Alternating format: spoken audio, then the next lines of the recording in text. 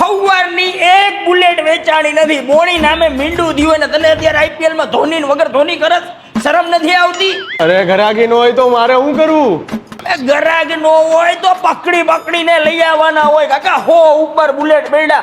સૌરાષ્ટ્રનો મોટામાં મોટો નહીં, ગુજરાતનો મોટામાં મોટો શોરૂમ હે. અને તું હાઈટ પેડે મને હું એક બુલેટ નો વેચી દઈએ? ધૂળ પડી તને મેં મેનેજર બનાવ્યો એમાં.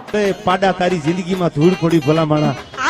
હવે અનુભાઈ શોરૂમમાં ઘરાક ન હોય તો મારે કોને સમજાવવું? તો એ કામ કરું, હવે બહાર જઈને ઈશારા કરું તો થાય. अब तू गया बेटा, अब तू गया, देख तेरी औकात मैं दिखाता हूँ तुझे.